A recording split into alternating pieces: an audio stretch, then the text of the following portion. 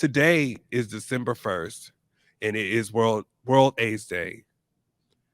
Most of the people that we know in our community haven't had an opportunity to share their stories because, to be quite honest, a lot of them aren't here. Mm. There is a community member that I know that has helped people tell their stories while they are here, and has helped me live in color. So while we are here in McCaw Hall, I couldn't think of a better person to be here than Rosette Royale.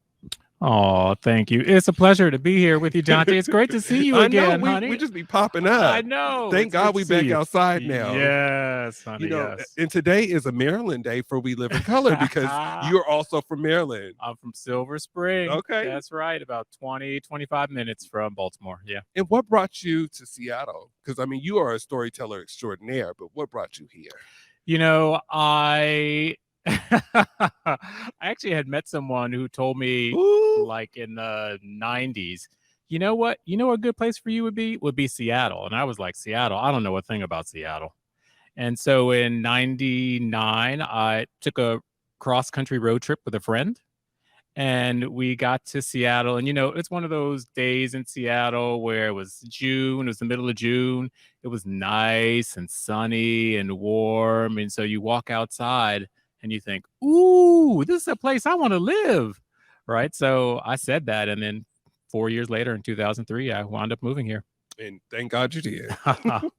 So tell us about some of the work you've done. Like, I really have loved just the way that you've been able to help community members know that their story is important and to be able to tell their stories. Sure. Well, when I grew up, my dream was to be a plastic surgeon because I Okay. thought I'm going to make a lot of money and plastic surgery is the way to do it. Okay. So I grew up in Maryland and I wound up going to college in Maine, which was a total experience. There's like a million stories there. Can I just ask you the population of Black people in Maine? Well, the population at that time was 1985 was 0.3% in the whole state. Okay. Right. And I think at least half of those people were at the college where I went to. Okay. But I went to this college and I wrote this essay about my relationship with my father, which was very difficult when I was growing up. And I got an A on this essay and I was surprised. And the professor was like, why are you surprised? You're a storyteller. Mm-hmm. And I was like, what are you talking about? I'm going to be a plastic surgeon. And he's like, okay, sure. I just thought that you were a writer by what you had written. So it was really this professor that got me to think about telling stories. And so then I took a fiction writing class and then I just fell in love with writing. And so I fell in love with writing. I'd always been a big reader and I'd read all kinds of people, James Baldwin, Maya Angelou, Alice Walker. I was reading all these people and it just never occurred to me that I could tell a story like they did. They just seemed so over there and I was just here in me. Right. Mm-hmm. Hearing this from this professor made me think, oh, I could tell stories. And so I thought about fiction, but then I wound up sort of falling into journalism. And I did that for a while on the East Coast, working on some small papers. And then when I moved to Seattle, I got a job working at Real Change newspaper. Shout out to everybody from Real Change. Yes. Shout out to Judith.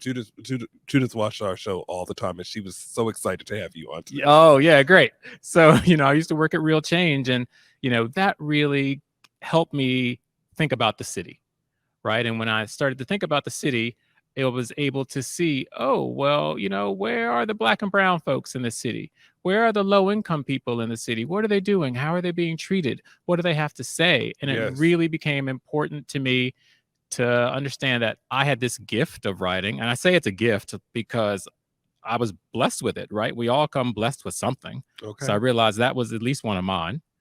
And then I realized, how could I use this gift to help these people who are often overlooked, who we don't hear from, who are often ignored. Right. So Real Change really helped me do that. And that really kind of put me in the position, I think, to become more interested and driven to help tell these stories of people that we don't hear from often. And that's, well, that's why I love you, but that's why community loves you. When you were working with the AMP, the AIDS Memorial pathway. Right. And can you let community know a little bit more of what the AIDS Memorial Pathway is? Sure. So in 2018, I started working for the AIDS Memorial Pathway, also known as the AMP, and it has a number of sort of ways for being, or reasons for being. And one is to use art and technology to tell the story of HIV/AIDS in Western Washington.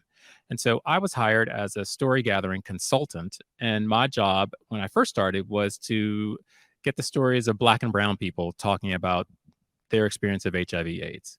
So that could be people living with the virus. That could be parents of people who may have passed. It could be people who worked at nonprofits. It could be people who had stories about siblings or lovers or partners or friends or parents. And, that was a really, I remember when I started doing it, people said to me, well, how are you going to take care of yourself? Like, that's going to be really heavy. Right. And somehow I'm able to create a space for folks to be able to talk truthfully about difficult things. And the thing that had started happening when I was listening to people and being with them is that really it was empowering, because some people hadn't spoken about it in public, about their stories, about family members, about themselves living with HIV. And so to be with someone when they're tapping into their truth is actually really transformational. It really was. I mean, it really is. You've interviewed some really great people in community, from Alexa Manila to Harriet Walden, Reverend Harriet Walden, to Larry Gossett. Larry Gossett's interview really stood out for me because I never knew that he was impacted, but just hearing him, his all transparency, he is so gung-ho with community when it comes to making sure that we spread awareness for this. Right. I mean, the thing that, like I was saying, I grew up on the East Coast. And so when I was young, 13, 14 is when I started hearing about, well, people didn't know what it was. It didn't really have its name. People were dying. What's the cause? Oh, it's gay people.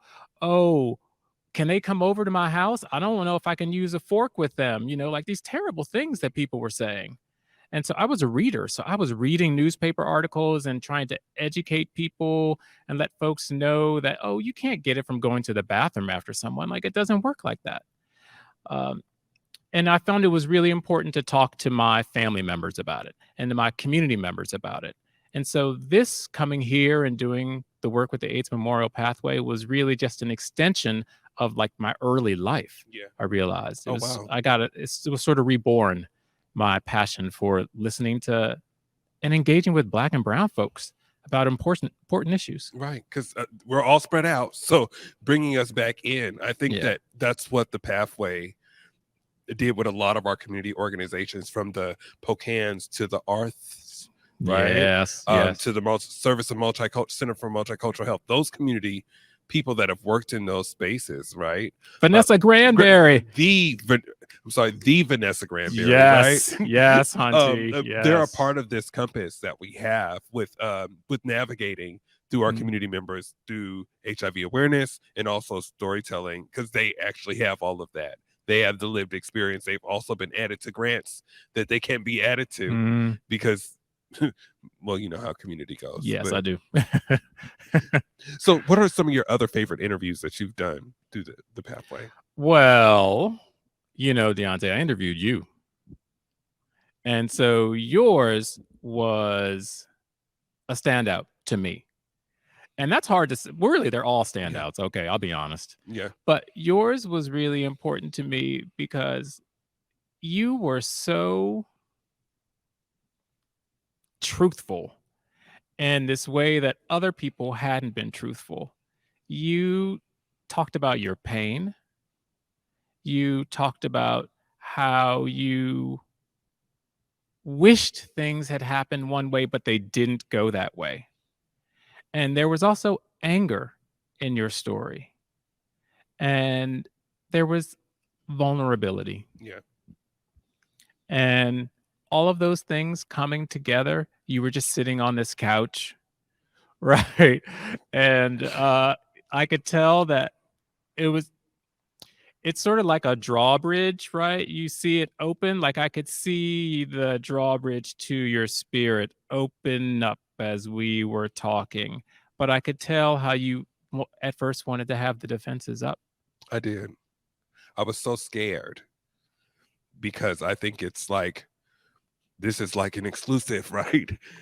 You know, being diagnosed and watching a lot of like our community members pass away or be shunned out. Like, I'd literally only just been home a year, right? Now everyone will know my story, or a big piece of my story. And let alone I was also still in crisis.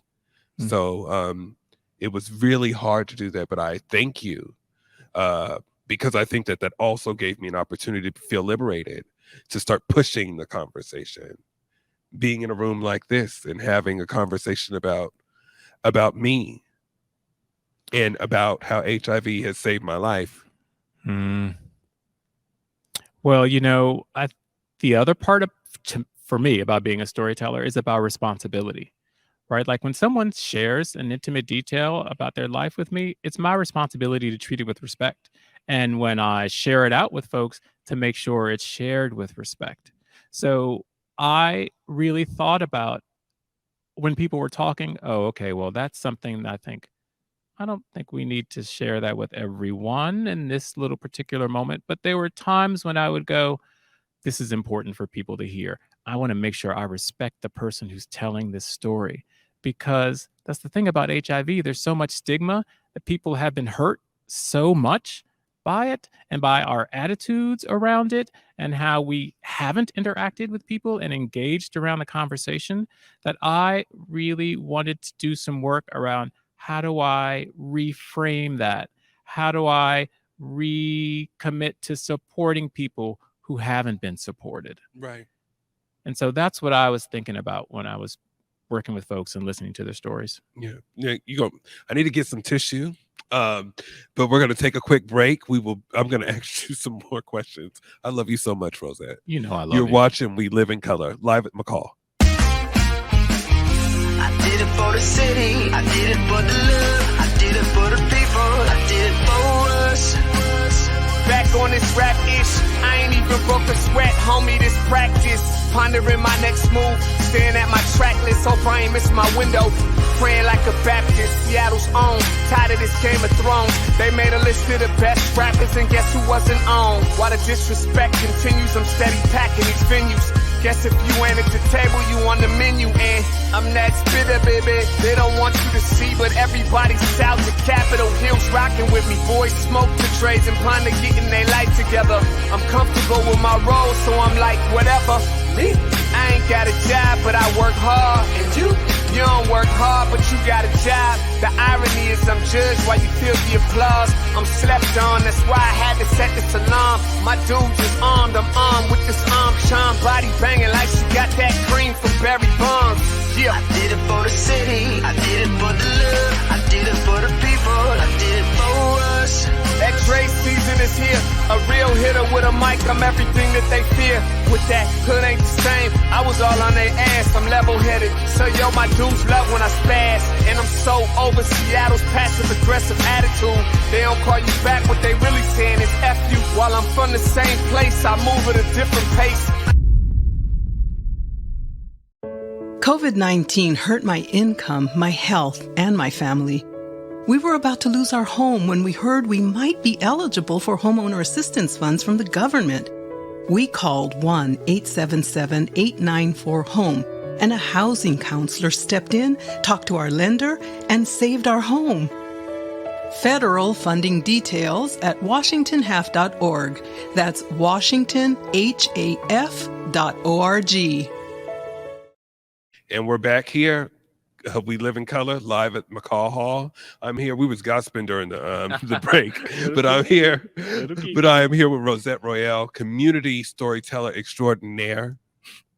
And you know, I mean, we can go back into the Memorial Pathway, right? Because we were just there this past weekend, right? Yeah. You know, we just dealt with this tragedy out there in Colorado with our community members we lost through Club Q, and you were asked to speak. I wish I had a video. Shout out to Jordan, who did some wonderful photography throughout that space. But you've really set the tone, especially with everyone out there in the midst of the rain, in the midst of the storm. You really did. And I just wanted to kind of just get your thoughts on like that.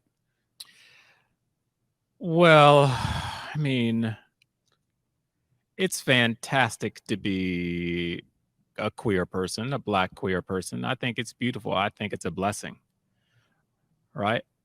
I had to learn it was a blessing, right? Because I had been told that it was one of the worst things in the world to be, right? That's what some of my family members had told me, right? That's what I read in books, the stories, everyone's gossip, all those things were terrible. But I knew that wasn't true because I grew up outside of DC, right? And so I used to go to clubs. I used to go to tracks and hang out. And there were all these Black queens, right? And Black lesbians. They were fabulous, right? So I really learned from them that there's beauty out here. And so that's what I tried to hold on to. It took me a while to sort of deal with my internal fears. But once I did, I was like, you know what? I'm here and this is it. And this is me. And unfortunately, that hatred, that stigma, that fear is projected on LGBTQ plus folks, right? And Club Q is just one more terrible example of it. And so when those things happen, part of me thinks, but that could be me. That could have been me. Because I've been to small bars and places. I've been to bars and discos in big cities. So any of those things that happened there could have been me. Yeah. So I think that's how I think about things, that I think that person is me, that trans woman, that queer kid, that binary youth, right? That older senior, queer senior, the person who's just come to a LGBT club for the first time, all of them are me. Yeah. And so that we had a vigil at the AMP, and I really thought it was a sad but fitting place to be, because the AMP, the memorial, is about remembering those who have passed. And here we were sadly joined together again, talking about people who had passed in a very violent, terrible, terrifying way. Yeah. And it's just the reaction from community members. I feel that although they say like, oh, this is a tragedy towards gun violence, it's like, no, well, we've been dealing with genocide in our community towards LGBTQ community members, and let's acknowledge the whole truth, right? Yes. And that goes for community city council representatives, that goes for people in the mayor's departments and governors and people that are writing policies. If we're not in my thoughts, like if we're not intentional about that, we'll forever there will be constant club queues and in spaces of hate where people can just be open to hate. Yes. So, It'll just it's on like this terrible cycle of repeat. It's like you're kind of waiting for something. And who wants to go through life waiting for tragedy? I'm ready, like she said, waiting to exhale, right? Like, here right. we are. Yeah. I'm waiting to exhale. Yes, truth. So what can we do? What can community do? I'm just actually really happy that I'm in this moment in McCaw Hall with you. You are a mentor and a dear friend to me. And you are a visionary. You've helped bring so many people to life, right? And I'm happy to have you here as a guest so you can put together help us put together a call to action. What would that be for community? Because you do this. Okay, well, first, let me just say that you're very sweet. I just think of myself as a little Black queen who was running around, making cakes with my mother and taking tap and jazz lessons, dancing around the kitchen and singing little songs.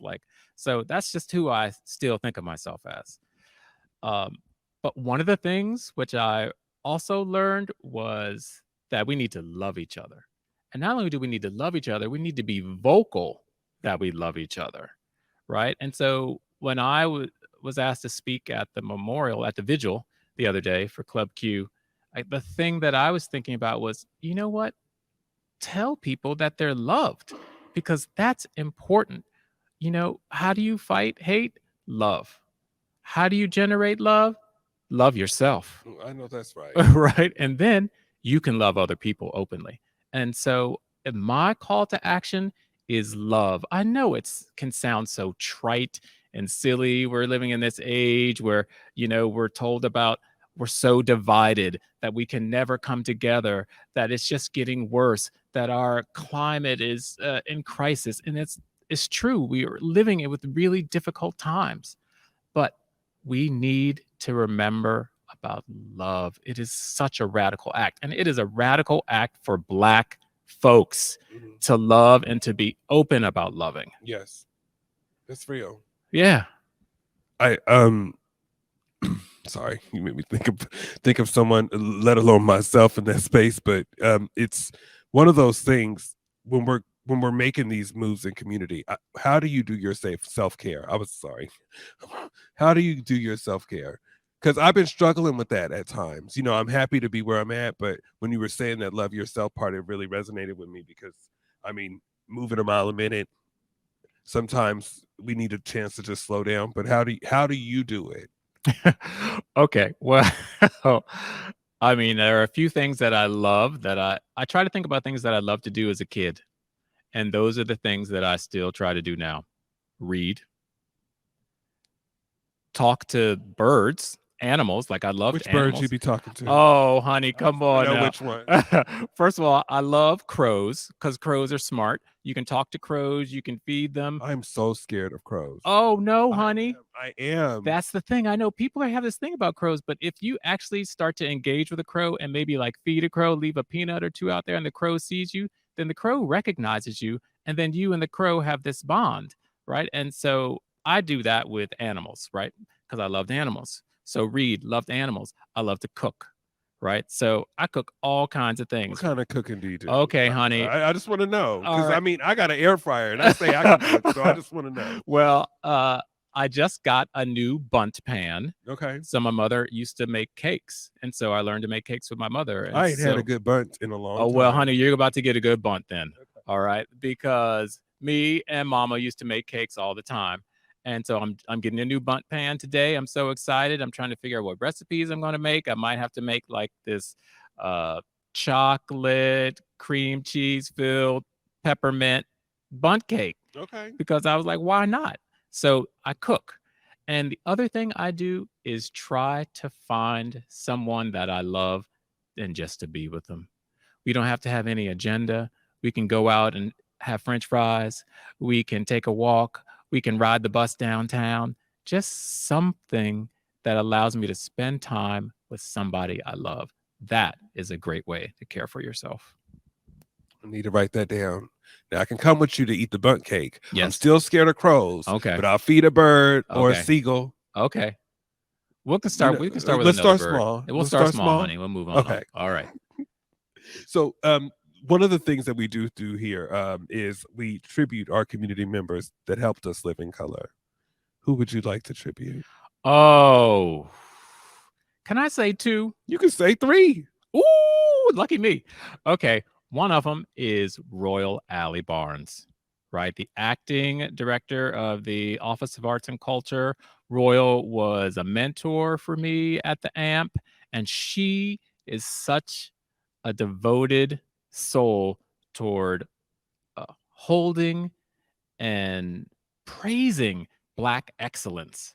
And she really got me to think about what I was doing, how what I was doing was in this lineage of what Black folks had done about caring for others in their community.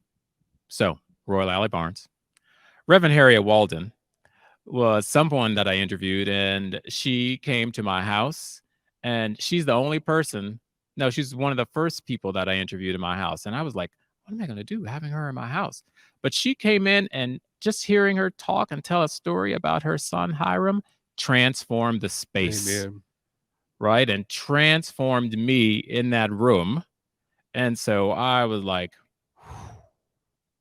yes. And so now I have this great bond with her. Yes. Yes. So that's another one.